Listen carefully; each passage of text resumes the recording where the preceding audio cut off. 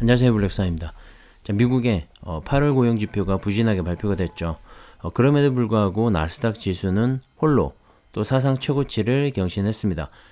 이제는 사상 최고치 경신이 아주 당연한 얘기가 된 것 같은데요. S&P 500 지수가 연일 최고가를 경신하다가 주춤하는 사이에 나스닥이 또 이어받아서 최고가 경신 랠리를 이어가는 모양새입니다. 자, 미국 노동부에서 발표한 8월 비농업 부분 고용지표에서 전문가의 예상치인 72만 명보다 훨씬 적은 3분의 1에도 못 미치는 수준인 23만 5천 명이 증가한 것으로 나타나면서 델타 변이의 확산으로 인한 코로나가 이 경제에 미치는 영향이 예상보다 클 수 있다는 우려로 인해서 이 3대 지수 모두 하락으로 출발을 했죠. 하지만 시장에 미치는 영향은 제한적인 모습이었습니다. 왜냐하면 이 고용 부진으로 인해서 이번 달 21일과 22일에 개최되는 9월 연방공개시장위원회 FOMC 정례 회의에서 테이퍼링이 발표될 가능성이 다소 낮아졌다는 시장의 전망이 나왔기 때문인데요. 페드는 물가 상승과 함께 고용지표를 상당히 중요하게 생각하고 있죠. 어느 정도의 안정된 고용이 지속될 때 테이퍼링과 금리 인상을 논의해 본다는 기조인데요. 자, 그런 고용지표가 시장 예상치를 크게 밑돌면서 아직까지 이 코로나의 여파가 경제에 미치는 영향력이 적지 않다는 그런 판단을 내릴 수가 있는 것이죠.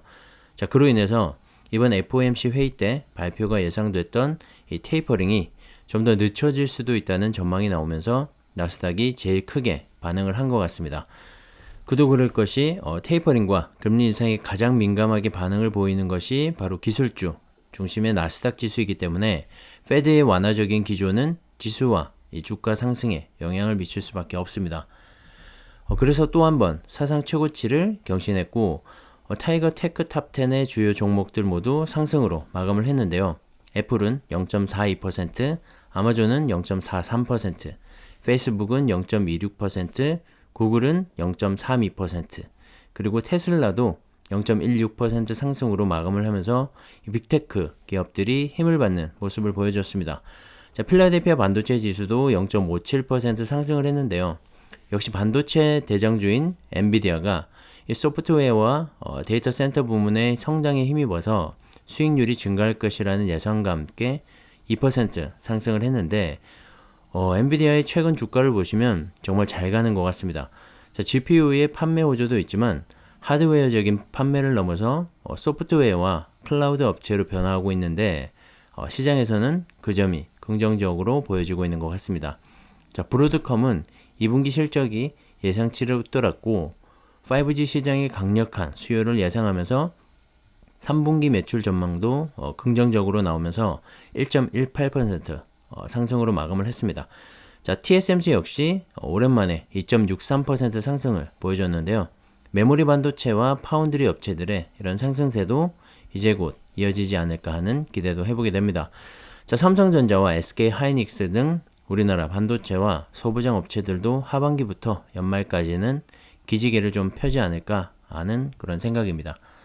하지만 일각에서는 이 미국에 대해서 저성장 속에서 물가가 상승하는 이 스태그플레이션에 대한 우려도 나타내고 있는데요.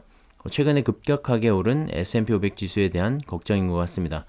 최근에 고용지표도 예상보다 크게 부진하고 있고 구매관리자 지수인 PMI 지수도 올해 들어 최저치를 기록했고 서비스업 PMI도 가장 낮게 집계가 됐습니다. 반면에 임금 상승률은 예상치의 2배 수준으로 오르면서 스태그플레이션에 대한 우려를 나타낸 건데요.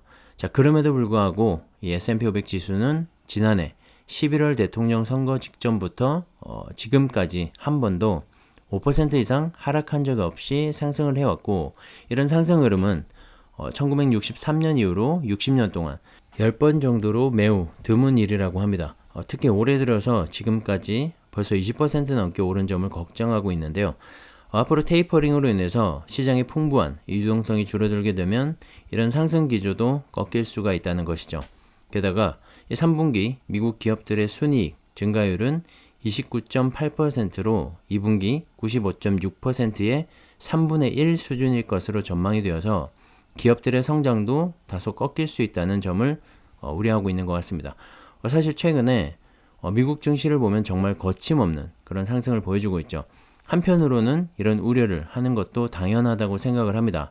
하지만 한 가지 분명한 점은 60년 동안 10번 정도로 매우 드문 상승세를 보여주고 있는 것은 이제껏 경험해보지 못한 이 코로나 팬데믹 사태를 겪으면서 천문학적인 돈을 풀면서 경기를 살리고 있기 때문이라는 생각이 드는데요.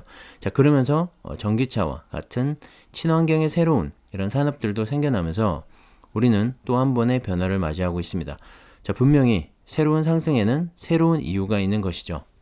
이유 없는 상승이라면 거품에 논란이 있겠지만 그렇지는 않기 때문에 이 고점에 대한 우려로 투자 시에 조심할 필요성은 분명히 있겠지만 그렇다고 코로나 전에 주가로 회귀하지는 않을 거라고 생각을 합니다. 특히 고용지표 부진에 따른 미국 통화 정책에 대한 불안 심리는 오히려 완화가 되는 모습을 보여주고 있기 때문에 밸런스를 적절하게 맞추면서 시장이 예측하는 최대한의 근사치 범위에서 움직이면서 시장의 충격을 최소화하지 않을까 하는 생각입니다. 하지만 최근에 지수와 주가가 많이 오른 만큼 주의해서 투자할 필요는 충분히 있다고 봅니다.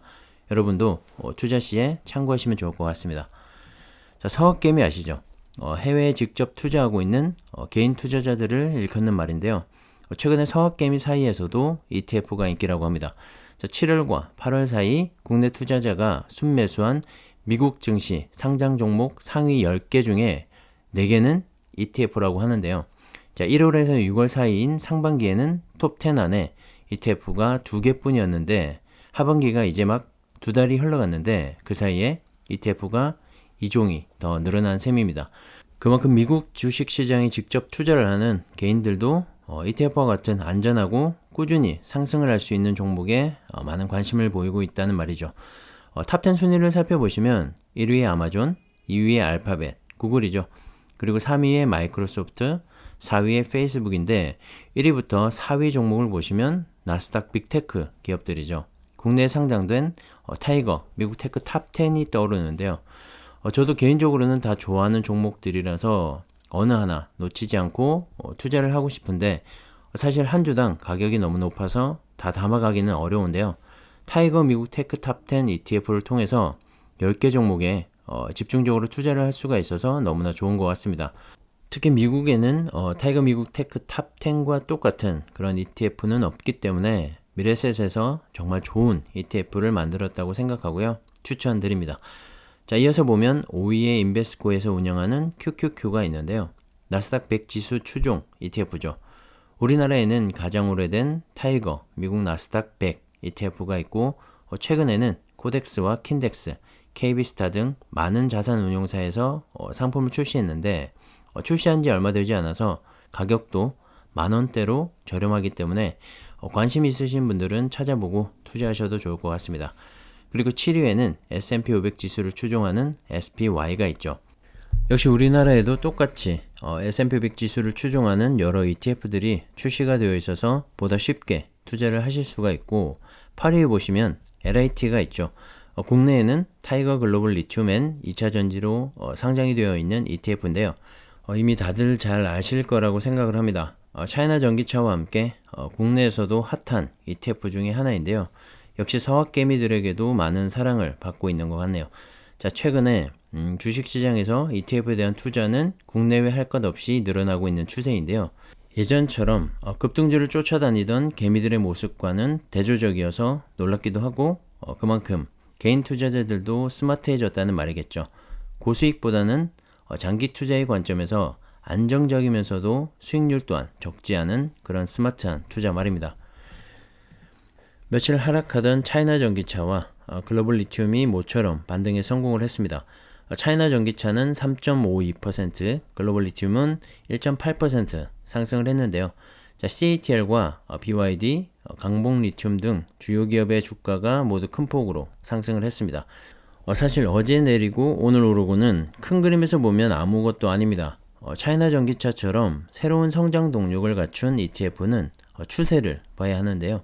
자, 전기차와 2차전지의 성장성은 어쩌면 담보된 미래가 아닐까 하는 생각을 하는데 그만큼 성장성에서만큼은 확실하다는 생각입니다. 그래서 꾸준히 모아가다 보면 추세에 따라 오르고 내리기를 반복하다가 어느새 늘어나고 있는 수익률을 보실 수 있을 거라고 생각을 하는데요.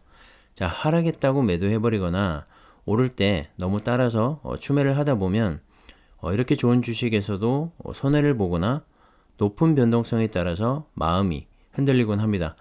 오히려 하락 시에 분할 매수와 상승 시에는 홀딩 전략으로 가져가시는 게 주가의 변동성에 대응하기는 좀 더 좋을 것 같다는 생각이고요. 참고해서 투자하시기 바랍니다. 자, 올해 상반기 중국의 승용차와 상용차 수출량은 최근 10년간 최대치인 82만 8천 대를 기록했다고 합니다. 지난해 대비 2배 이상 증가한 수치라고 하는데요. 특히 체리, 창청자동차, 지리자동차 등 중국의 완성 브랜드가 각각 전년 대비 175.4%, 163.8%, 131.9% 오르면서 수출 증가에 일조를 했다고 합니다. 자, 중국의 브랜드 파워 열쇠를 정치적으로 대립 관계가 적은 국가와 그런 지역 등의 판매를 집중하면서 수출이 늘어난 것 같은데요. 자, 이렇게 기존의 내연기관차와는 달리 보시는 것처럼 NEV의 YOY 증가율이 342.4%나 됩니다. NEV는 전기차와 플러그인 하이브리드, 수소 전기차 등 신에너지 자동차를 의미하는데요. 1년 사이 증가율이 3배를 뛰어넘을 만큼 급성장하고 있다는 것을 알 수가 있습니다. BYD와 니오, 샤오펑 등의 새로운 전기차가 노르웨이 등 유럽으로 수출이 되고 있고 시장을 넓혀가고 있죠. 특히 친환경차 중심의 산업 정책에 의해서 중국의 내수 전기차 시장은 화랑기를 맞고 있는데요. 자, 상대적으로 저렴한 가격에 높은 품질 경쟁력으로 앞으로도 이 전기차의 수출은 더욱더 늘어날 전망이라고 합니다. 자, 그에 따라서 CATL을 비롯한 2차 전지 산업의 성장 역시 담보되어 있기 때문에 우리가 중국 전기차와 2차 전지 시장도 놓치지 말고 투자를 해야 한다고 생각을 합니다. 자, CATL은 전기차 배터리뿐만 아니라 ESS, 즉 에너지 저장 장치 분야에서도 두각을 나타내고 있는데요. 태양광 모듈 분야에서 세계 1위로 평가받고 있는 진코솔라와 함께 손을 잡고 태양광 에너지 저장 장치 시장을 공략한다고 합니다. CATL은 현재 ESS 분야에서 세계 3위 정도인데요. 성장세는 무서울 정도입니다. 올 상반기 ESS 부문의 매출은 8,422억 원 정도이지만 전년 대비 727%나 확대된 수치라고 합니다. 이제 막 걸음마를 떼고 성장하는 분야이기 때문에 전기차 배터리 시장 못지않게 그런 성장성을 보여줄 거라고 생각을 하고요. 앞으로 이런 친환경 정책과 사업에 있어서는 두각을 나타내면서 CATL은 계속해서 성장해 나갈 것 같습니다. 특히 ESS 분야도 앞으로 주목을 해야 하는 것이 태양광과 풍력, 수력 등 친환경 에너지를 만들게 되면 그 에너지를 저장해야 하는 장치가 필요하죠. 그 역할을 CATL 등과 같은 배터리 업체가 담당을 하는 건데요. 앞으로 이 시장 역시도 ESG의 흐름과 함께 성장해 가지 않을까 생각을 합니다. LG 에너지 솔루션과 삼성 SDI, SK 이노베이션과 같은 국내 배터리 3사도 마찬가지고요. 자, 우리가 2차 전지와 배터리에 관심을 가지고 꾸준히 투자를 해야 하는 이유일 겁니다. 자, 오늘은 여기까지 하겠습니다. 감사합니다.